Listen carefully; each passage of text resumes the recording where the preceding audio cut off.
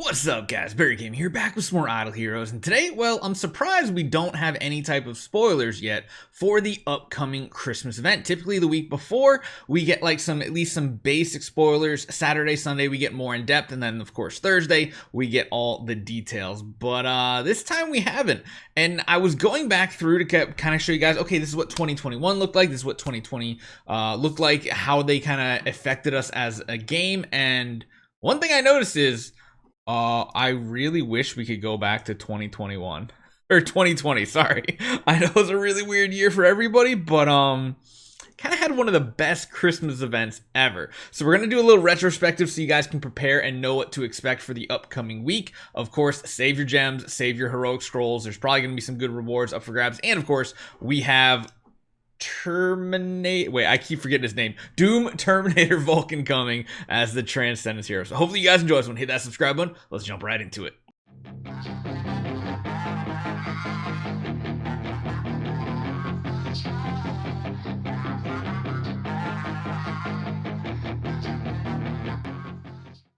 First off, though, I want to show you guys some of the 2021 picks that we have pretty much last year.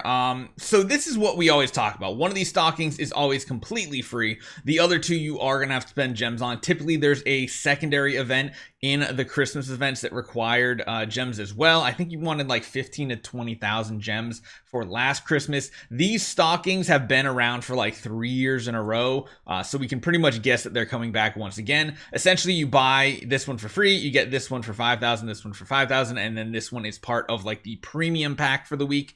And essentially what it does is it gives you those rewards every day of the event, so for all 7 days. The stockings are always great value. They have event currency, they have heroic scrolls, they have profit orbs. The spender one, of course, has cores, but hey, you know, it is what it is. And then, of course, last year, they had melodic strings coming out. You had some options to go for a different combination depending on if you were spending, free to play. Pretty sure free to play could get to that chest pretty easily right there. And then, of course, there was the snowball fight for some extra stuff. I believe EOS came out during this Christmas event and then became a Transcendence at Chinese New Year. So yeah, she came out. She was actually part of the reward system too, which was interesting. And you get some of these tickets and stuff, which was pretty interesting. So I want to just first show you guys 2021. Then I want to show you 2020 because 2020 had really, really awesome events.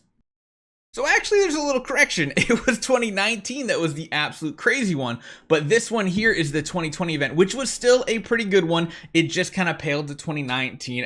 All these events kind of blur together, and it's been so many years of these events now. It's hard to keep track which one was the super good one, but again, just to show you guys as well, this one right here was the 2020 event. This is when they had the stockings once again. We had all the bells. We had the different types of currency. Same thing, you get each one, and you get them for 7 days. This one, though, had an interesting event that I kind of miss.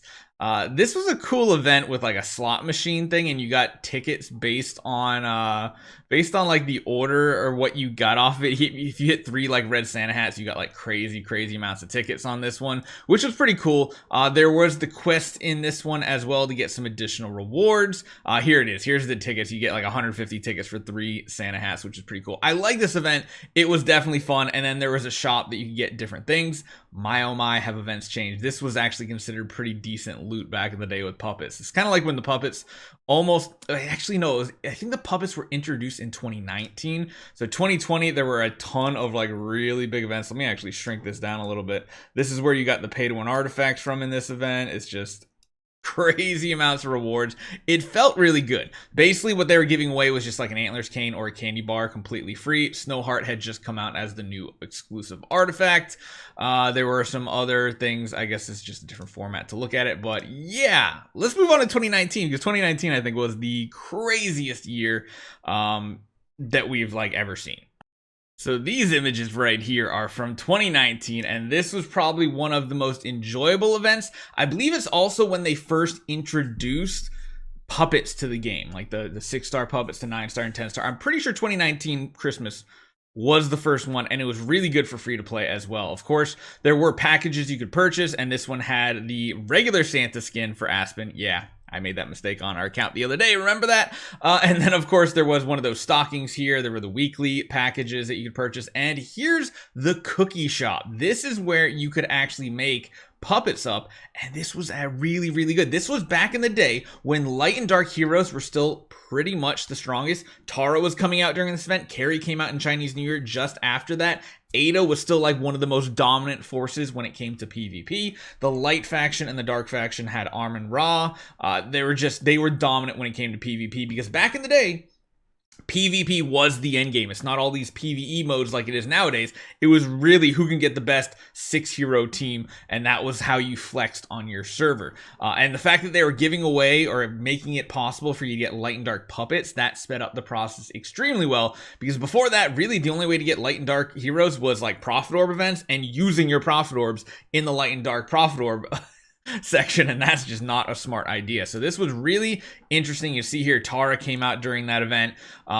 You could also like convert them, so you could break down 9-star and 10-star puppets into 6 stars. This was even the better part, because if you did somehow have a 9-star or 10-star light and dark puppet, you could break those down into 6 stars and make so much food out of that. Because yeah, you have like a 10-star dark puppet. It was kind of useless though, because like it doesn't matter that it's light or dark, but when you break it down, and this right here means you can build 3 more heroes up to 10-star in light or dark. That was really, really huge. And like I said, this was kind of like there were already like 9 and 10-star puppets. I think 6-star puppets are essentially what were introduced with this event, which was just pretty nuts. There were some ways to get some random wishes going on here. I don't know if there was like a special pay-to-win artifact, honestly. I can't remember that part of it. Is that a Valkyrie skin? That's a Valkyrie skin.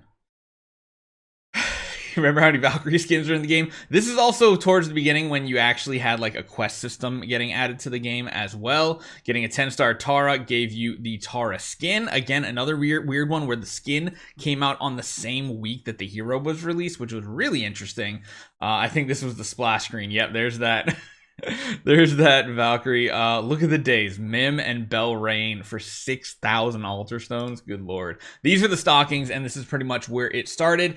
The middle 2 for gems, the left one on the right for free, and the right one was part of that main package that we saw at the very beginning there. I don't know if there's anything else on here. Now we have the puppets listed again here, because I think we talked about it. Oh yeah, Tara's skills. Yeah, it's pretty interesting, because you remember back in the day, I wonder if I can actually show you something. Back in the day, we used to get some cool videos every single time a new hero came out. And I just realized we don't really get that anymore. Like, we just don't. You remember these? I remember these. They always had music that was like copyright, and I'd always have to mute it in my videos. Way back in the day, every single hero got one of these new videos coming out, just showcasing their abilities, not showing numbers necessarily or anything, but showing how the hero works out. We don't really get that anymore, which is a little sad, but yeah, Tara by himself was not great, but when you got like a pair of him, he really popped off in PvP. Until Carrie came out. And a lot of you guys don't realize Tara was like one of the strongest PvP heroes in multiples when he came out. I think I had 3 of them at one point and dominated, and then Carrie came out and I was like, you just made my Tara useless. There's the skin. So you can see here, there's a lot of cool stuff going on in the old days. But yeah, the package was still there. But mainly this was absolutely amazing. It was one of a kind. We'd never seen anything like it, and I'd love to see something like this come back once again. So hopefully you guys enjoy this one. Make sure you guys are saving up your gems, saving up your heroic scrolls, and we'll see what bonus events we get this week. See you guys next time.